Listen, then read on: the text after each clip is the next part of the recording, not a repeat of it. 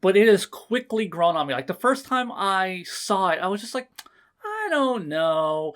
But then, like by like episode two, I'm just like John, John. Yeah, no, I'm already like just vibing to this intro. The outro also nice, nice little soft outro. Honestly, like it's kind of very promising that it's already showing like Vegeta and Bulma and Piccolo, and they're gonna be part of this story. Which is like, oh, thank God, this isn't just gonna be like Goku and Kaioshin fucking about in Demon Realm. This is actually gonna be like more of a proper like teamed up adventure story. Okay, so for the episode itself, first off, Sassy Shenlong. I am absolutely living for this. We stand Sassy Shenlong in this house. Like episode one was fun enough where he was being really pedantic about the witch. Like, oh well, when you say kids, like like what age? Like, what about the ones who are already kids? Like, I need deets here. And then this episode, he's just like, I have granted your wish. And they're like, whoa, whoa, whoa, what about like our other wishes? He goes, that's only for repeat customers. You have to get the value card. Bye. Like, that is so funny to me. Like, and I guess that it kind of like fills in like a very minor plot hole from Broly, where Chile only got one wish. I was never bothered by that because we know that Bulma and them have been making wishes left and right, so it makes sense that like maybe he only has one wish in him at the moment. But like since Neva had fully recharged the Dragon Balls, they should have had like the full three wishes, but he's just like, sorry, I don't know you. Bye. Hilarious. Absolutely, like, just got a really good laugh out of me. And like the mere fact that just like very like like first timers get one wish, like just like the phrasing of it was so good. Also, I didn't bring it up last week because I thought it would be relevant this week, and it's still not relevant this week. And that is, they referenced a thing called the evil eye, the tertian oculus, if I'm remembering correctly. And it's like, oh, like it was just like in the middle of all that info dumping that I felt was just really extraneous before. And here it's brought up again. He's just like, oh, if I had known that, I would have asked for the fucking like evil eye instead of them being kids. But yeah, so like we still don't really know what this thing is, except for the fact that like Wikipedia entry, hasn't been seen since King Abra was king, Dabra's father. So yeah, no, that's still irrelevant as of now, but at very least I'm fine with it being kind of name dropped here, because it's obviously going to play a part late. Okay, I shouldn't say obviously, because modern Dragon Balls had a bad history of like name dropping things and then them never being relevant again. So I'm not going to say that will definitely play a part, but god damn it, so help me, it better. But like, if it does play a role later in the show, this is a really good like place for like a first time like reference to it. Just say, oh, I would have asked for the third eye, damn it, and just leave it at that for us to go, third eye? Evil third? What? What is he talking about? But yeah, then they go and they, kidnap Dende, and then we get our Dragon Team and Dragon Team babies! I love it. I love it. I love it. I love it. I love it. They're just so adorable. I love these designs. Toriyama just, and then the Katsuru, just, I love seeing all these new designs, especially the characters who, like, we've never seen as children before. So, like, you have Mr. Satan, he looks completely different. The Muten Roshi, we've seen these designs, previously in promos, but, like, I still love seeing them here. I love little mini Satan, and it's just, like, like, don't worry, the champion of the hero world's gonna come in, just still doing his shtick, really not knowing his place in the world yet.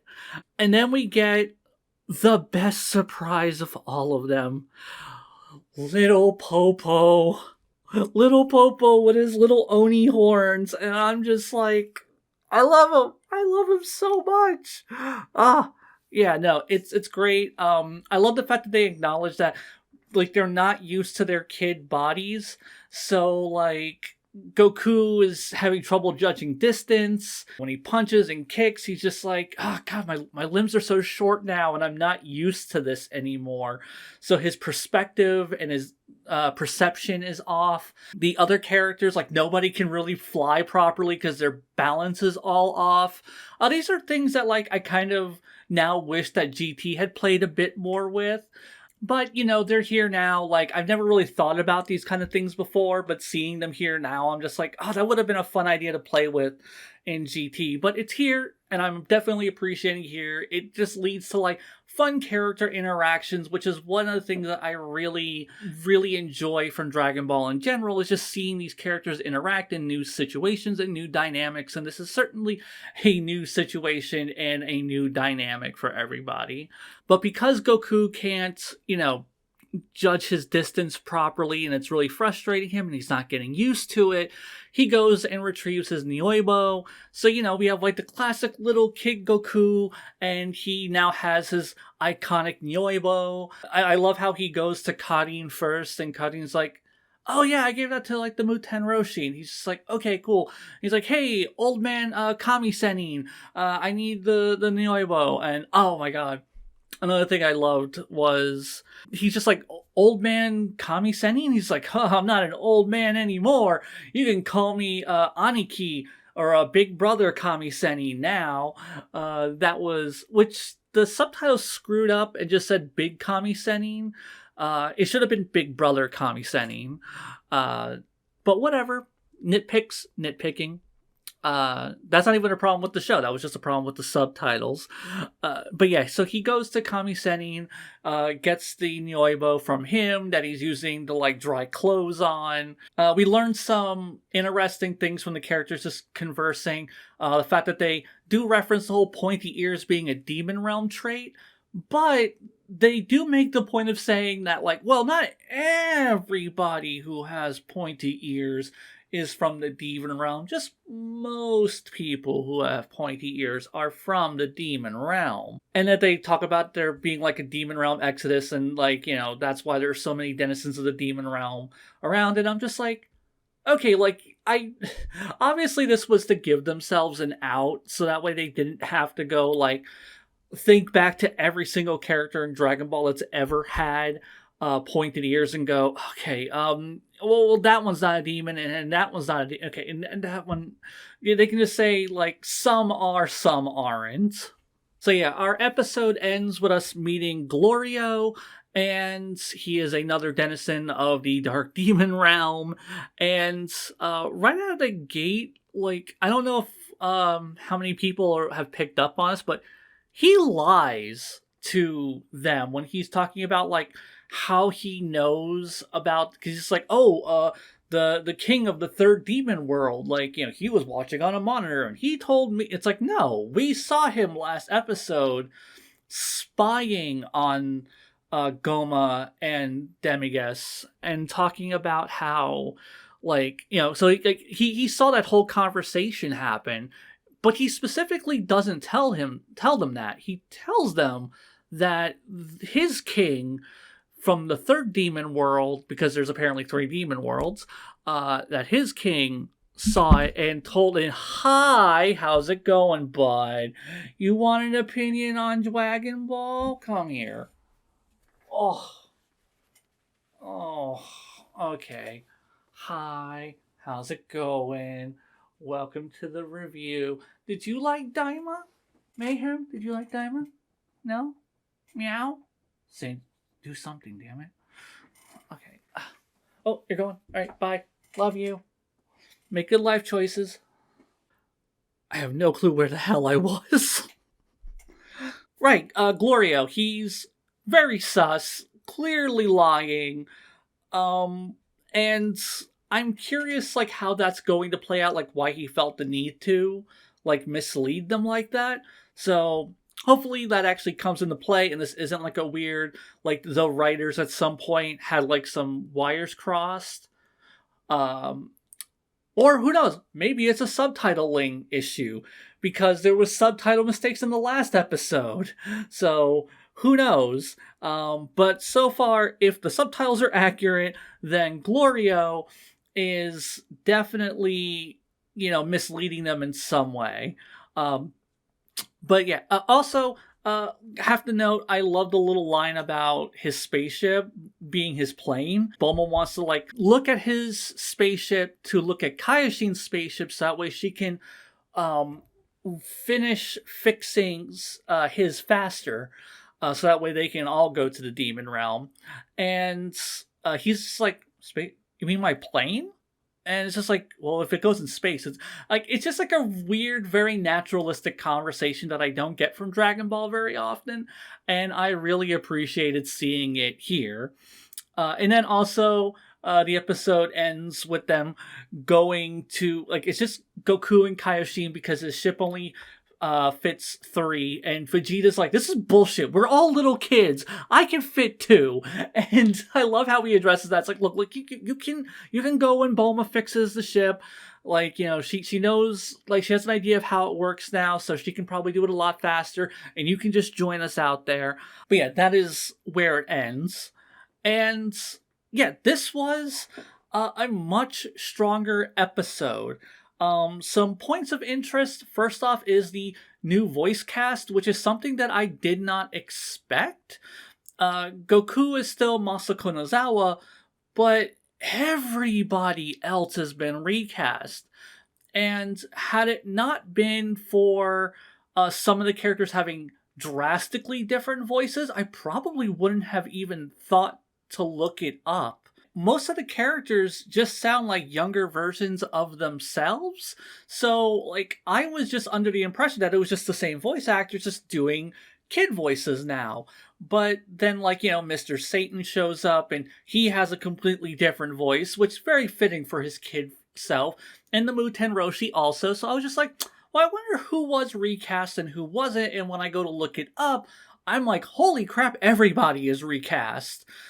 And that really surprised me because, like, Ryo Horikawa, like, has voiced, like, Kid Vegeta in the past, and now he's completely recast. For Bulma, like, I don't know why, like, Aya Hisakawa couldn't have, like, voiced younger Bulma. Like, because, I mean, like I said, like, these voices are already incredibly similar to what they normally sound like. It sounds like someone doing kid impersonations of the adult characters. So I'm really surprised that they just recast everyone, even Kaioshin. Like, I figured if anybody else, with Kaioshin being one of the big main characters of this show, he would have stayed this. No, everyone across the board. No clue why they did this. Like, even Kid Trunks, like, we heard, like, Kid Trunks in the last episode, but then, like, his internal little baby voice is a completely different voice. And that was another thing that made me curious about the voice, because I'm like, that doesn't sound like Kid Trunks. We know what that, like, he was just a kid. Like, Goten still sounds the same. That's still Masako Nozawa. So yeah, it was a weird choice. I don't know why they've gone that route. It's not a big deal, but it is a weird one. Another weird thing that caught my attention was how they're referring to Namekians now. This happened last episode, where they were calling them Namekjin, which is normally it would be Namek Seijin, which is what I've been, like, used to hearing them as, Namek Seijin, like people from the planet Namek. Here it is Namekjin, which is like Namek people. Like the same thing with Saiyajin, like the Saya people. So I don't recall that ever really being a thing before. I'm so used to hearing Namek Seijin that every time, and like in the Demon Realm it made sense, but then we come over to like our cast of heroes and they're talking about it, And Piccolo is saying now Namek and it once again not a big deal. And in fact, if you don't know this detail and you're just reading the subtitles, you're never gonna pick up on it. But like, it just pings my ear every time they do it, and it's just like a thing that I notice. So, yeah. Now let me get into some nitpicks. Just a very minor little barely even worth referencing nitpick. Where the fuck is my son? Where is my boy? Where is Gohan? Where is Videl? Okay, the first episode, like, you had an excuse to not show them, but this episode, like, it says that it's been 2 days.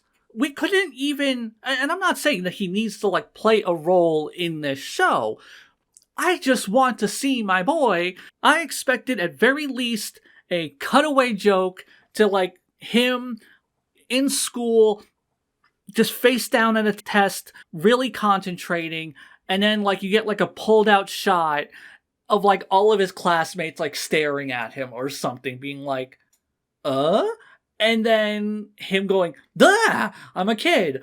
And, like, that's it. That's all I needed. Any kind of acknowledgement, because there's a bunch of characters who are not at that party who are now children, and it's never like brought up about all those other characters. In fact, a character who should be a child who we saw is not, like, Karin. We see Karin, Goku goes in for the Nyoibo, and why is he not a kitten? I demand kitten Karin. I was denied kitten Karin, and I feel personally attacked by this. Mayhem, do you feel attacked by this? Oh, he left. Well, I want you to know, if he were here, he would be very upset from the lack of kitten Karin. Oh, wait, actually, never mind, he is here. Another odd little thing of note is Piccolo. Like, he knows who Neva is, and he knows of the Dark Demon Realm, and, like, Namekians came from there, and, like, okay, so him having knowledge of the Demon Realm doesn't bother me all too much, because he's known Dende for a while, and the Grand Elder was clearly telling the story of, like, Namekian lore to, like, you know, kids in the Granola arc, so it makes sense that Dende would have also heard those same stories, and I'm sure within, like, the intervening years, Piccolo would have at least asked about, you know, his heritage. It makes sense. Like, I'm fine with that. Also, like, you know, he's part Nail, maybe he absorbed some of that knowledge, but him knowing about Neve is weird. Like, just some random old-ass Namekian, like the last one, like, he knows about all of that? The Namekian who no longer remembers his true name knows the name of some old fuck in another dimension from thousands of years ago, though. Just saying, it's kind of bullshit. It's weird. Just pointing it out. Now, overall, though I said this episode was a huge step up from last week, I do feel that, like, you could have combined this episode and last week's episode into one 20-minute episode. You could have covered all of this in 20 minutes and really not have lost anything. Imagine this episode. I want to play Script Doctor for a quick moment and say, imagine this episode started off at Trunks' birthday party. They're all hanging out. There's no needless expositions about you know, Saiyan ages. I guess you can, like, address Kaioshin being split, because that was a thing that I felt the need to do in this story, but whatever. But, like, you have, like, the party setting, you have everyone just kind of hanging out, having fun, you know, gets, like, some fun little, you know, banter between characters, and then you could just go to the Heavenly Realm, and then, bam, these 3 characters we've never seen before show up, and we don't know who the hell Goma is. One of them looks like Kaioshin, and then one of them is an old-ass Namekian, and then he suddenly, like, summons the Dragon Balls and then re-energizes them, and then they wish everyone into kids, and you can even have Goma have his throwaway line about the third eye, and go, and then they take off with Dende. Like, that is a far more exciting way to start a show. And then you could just have the rest of this episode play out as it did. You know, cut out Goku. Like, you could just have Goku leave and then come back later with the Nyoibo. You could just cut all that out and, like, free yourself up 5 minutes and then put all that stuff in from the last episode into this one. And you could have had a really strong first episode. Like, imagine, like, we just see those villains. Yeah, and then you could have just, like, had Kaioshin be like, Dagus, my younger brother was here. He was the one who did this. And Piccolo could be Neva. Like, there was an old Namekian. Like, yes, like the demon. Like, we did come from the demon realm. But blah blah blah blah blah. Like, you could have filled in all that stuff here, and then we could have been like slowly learning stuff as the episode went on. And then Glorio could have shown up, been like, hey, like, Goma, and now we know that guy's name, and it's just like, oh shit, Goma did this. And then, like, them leaving, and that would have been such an exciting way to launch a first episode. But instead, we got what we got, and I was about to say, like, I'm not complaining, but I'm clearly am complaining. It's fine. I'm just saying it could have been a lot stronger. We could have kicked this show off with way more excitement and way more energy, but we have what we have, and I'm not, like, upset about it. It's fine. It is a solid way to kick off a show. So yeah, that sums up everything I wanted to say. Good episode. Could have been a great episode, just saying. But hey, we have what we have. It's fine. And I will see you next week. So till then, Xeon out.